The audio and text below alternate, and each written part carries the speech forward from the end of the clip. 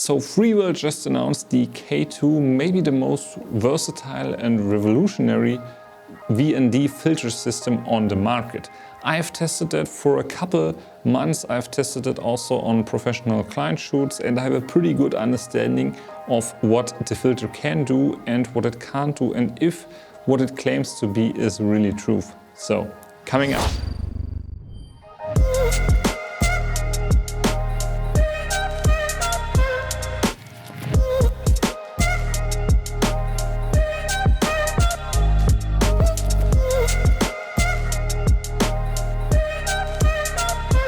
Hi guys, my name is Paul. I'm a German-based cinematographer, and this channel is all about filmmaking, gear reviews, but also DaVinci Resolve tutorials. So if that's something that you're interested in, consider subscribe. That really helps the channel. So thank you, and also welcome into my new studio. As you can see, there is basically just nothing in here just yet. It's kind of in progress. In a couple of days I'm gonna move in here, so there's still a lot of stuff to do, but I hope I can figure it out somehow. So, but I maybe just thought let's do the talking head sequence here. So the K2 VND filter system, and I've also tested the Easy True Color Swift system, and both of these filters are claiming that they are true color. And I was already pretty convinced about the Easy ones, because they have like just very minor shift and not really noticeable, so that was really great. But the K2 from FREEWELL is already much better, and you can also see it compared to the older normal magnetic filters from FREEWELL, that the color accuracy is really great. So I really like that. So from color wise, that gets maybe 100 points. Also, they're kind of magnetic, as you're used to that. The installation is actually pretty straightforward. You have an adapter that's always bigger than your lens diameter, right?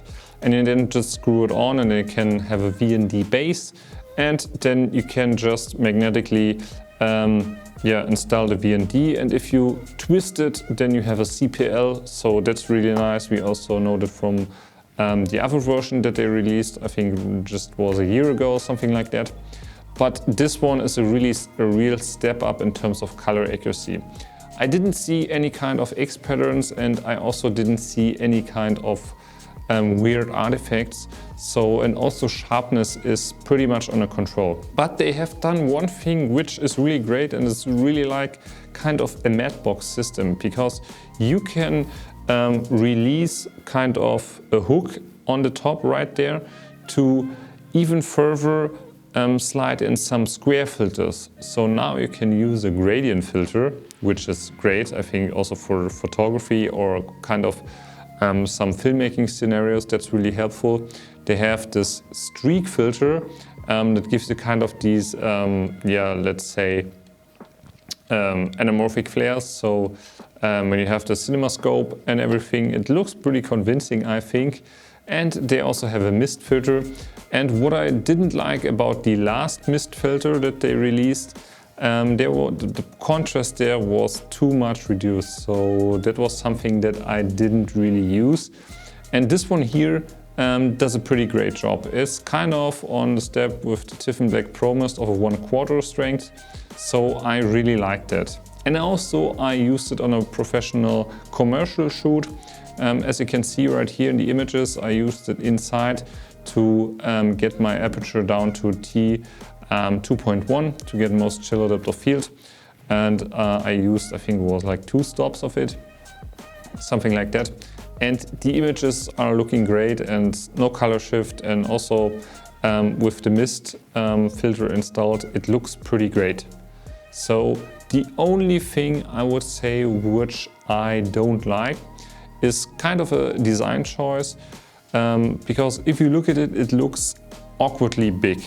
I think it looks really awkwardly big in front of the lens, and also if you have it on a small camera, it even looks more awkward. But even on my fully rigged out Komodo, it looked pretty awkward, I think. So that's kind of the game, because they made it that big to fit everything in there. Also the square filters, I understand it totally, But from my point of view, from the design perspective, if everything there is on the front, it looks kind of awkward. Changing lenses also needs time in that matter, because you have to remove all the filters first, and then you have to remove the adapter ring which goes in front of your lens, and then install it on the new lens, and then everything install once again. So also not the changing process is not that fast. But for a variable ND filter system, that's probably the best one on the market I've tested so far, to be really honest with you. I have linked them for you down below. They come in various different packages, and you can choose. I think also from price-wise, what you get inside of that, it is really great, because you not only get VND filters that are great, you also get a nice carrying case, which is really top-notch, I think. I've never seen that great of a carrying case for an ND filter. And also, if you look at it, when you twist the filter, then you have a CPL.